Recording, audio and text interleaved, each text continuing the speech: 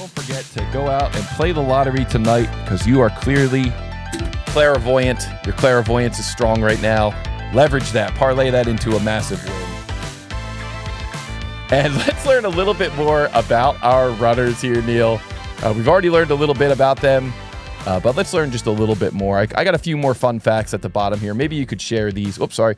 Maybe you could share these with the audience out there. Let them know what else is going on with these guys. Right, so Titanium, as well as using Inventor, Titanium has dabbled his toes into the world of Fusion 360, but for PCP. To be honest, mate, it's not too bad of an idea to dabble yourself in Fusion 360 because, let's be honest, that's the way the world's heading, web-based, cloud-hosted applications, so you're probably doing yourself a big favor. Even if it is just for PCB designers to get familiar with that, then that's quite a good idea. I have titanium screws inside of me. I never saw that coming. Wow. I mean, yeah. Wow, I'm sure there's a story there. Wow. Yeah, that's some story. A story for another day, I'm sure, but it sounds painful. A lot of questions, not much time. Right, and then Alessiino. Alessiino still loves fighting with SOLIDWORKS and disassembling objects and figuring out how they work is a passion. Yeah. I mean, that's always helpful when you're using a CAD program, is to have an interest in the physical item that you're designing. Yeah. I mean, I think it's almost like that kind of that it's almost like the cliche engineer who takes apart the radio, figures out how it works, and then like repurposes the parts, puts it into something else. So it's very cool to see that in Alessiino's facts here, his fun facts. So cool to learn about these guys. Cool to have an electronics and mechanical engineer going up against a mechanical industrial engineer. Really good best practices from both of our runners in that first match. Let's see how they do in this next match, though, because you got to win 2 points to move on.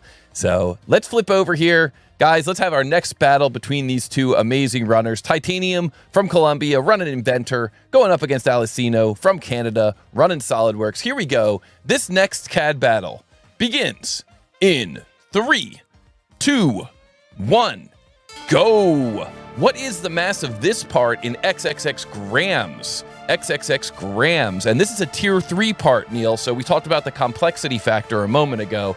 This is a tier 3 part. What is the mass of this part in XXX grams? Both of our runners are grabbing a screen capture of this part. A little bit easier part. It's called rear support. And let's see how they do with this thing. Let's flip over and take a look at our runners. Looks like they've both grabbed a screen capture, and they're both trying to come up with the mass of this part. This is one of those parts, Toby, where you could spend a long time just figuring out where to start from. Because you could start from the main section, the main center section, or you could start from the bottom bracket, or even you've got that triangular feature, the boss feature at the top. So yeah, but I think they're going for different approaches by the looks of it. Yeah, yes, indeed. It looks like Titanium took the approach that I probably would have taken, kind of creating that main rectangular base and then working down from there, where Alessiino decided to take more of an approach of looking at this thing from the front and creating that profile. So we'll see which of those techniques pays off in the end. Both are valid, but to be honest, I probably would have done what Titanium did here. I can see what Alessiino's doing, because you've got the end detailed view of it. So you can see the outer profile of it, but yeah, this is one of those parts again where there'll be a gotcha in it somewhere. You think you're going down the right track, but then you'll get hit with a gotcha. So I think there's probably going to be no right answer. It's just a case of who can figure out the logic of the model fit quicker and then actually put it down into the package. Yeah, stick to your best practices and fully define your sketches and and let it play out how it plays out. I noticed that it looks like in Inventor when Titanium goes to begin a new sketch, the view is automatically orienting. Is that a setting you can establish in Inventor, or is that just how it works? It's an on-off setting. It's Marmite. It can be really annoying, but it can also be really helpful. If you're in a busy assembly and you create something on a new face, it shifts the view to look perpendicular down on the model, but it can also change the zoom extent, and you can end up zooming really far into a model that you don't want to, and you lose track of where you are. So it can be both annoying but also a help at times. Gotcha. And looks like it's on by default though, so it's something you would have to turn off. Yeah, and so then when he's done with that sketch and goes into the extrude, does it take him back to that original view, or does he have to do that manually?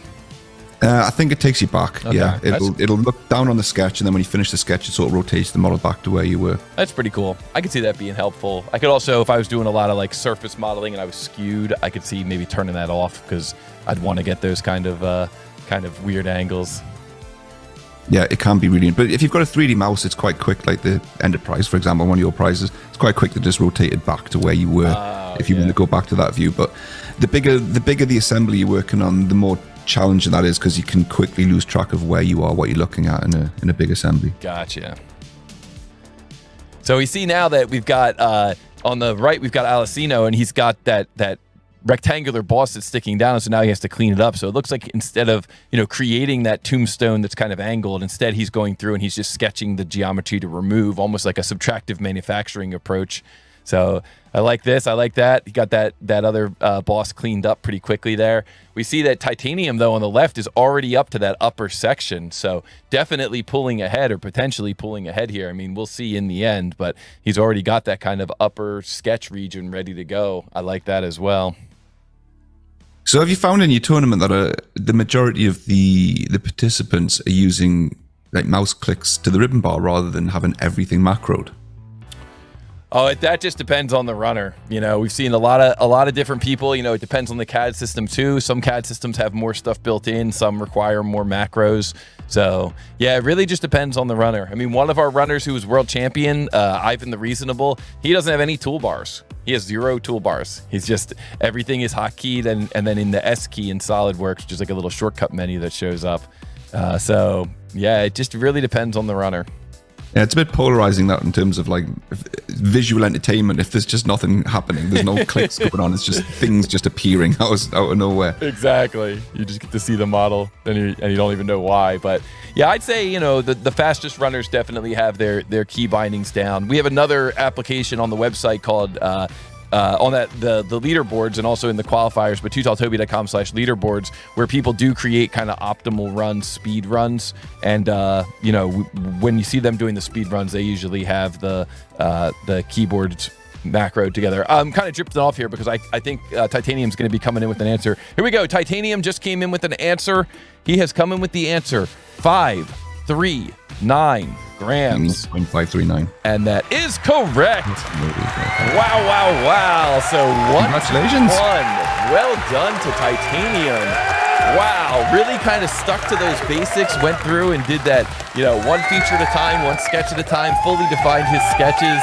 And what an awesome match. And so in a way, we all win, because now we all get to see another match between these guys. We saw a tier 5 complexity model. We saw a tier 3 complexity model. Who knows what the Wheel of Fate has in store next. But let's give a GG to both of our runners. Congratulations, guys. Keep that battle going. This is what we like to see. Yeah, I was watching Titanium finish that, and I was thinking that boss on the top's not central, that's not symmetrical, mate, that's going to catch you out. But then I've just looked at your drawing and he did spot that. That was right. So yeah. That's something that would have caught me out. That's the gotcha there for me. Yeah, a lot of the models are symmetric, but occasionally we have asymmetric models. Of course, as we get deeper and deeper into the tournament, we're going to have more complexity. We'll see less symmetry. But symmetry is such an important part of mechanical engineering and 3D CAD that, you got to learn how to use symmetry to your advantage when you see a model that has symmetry. So, all right, well, let's turn back to the Wheel of Fate and see what the wheel has in store. Guys, if you want to put in your predictions, if you want to test your clairvoyance, this is your chance. He's on fire. Let's go, Titanium. That's what Valkyrie had.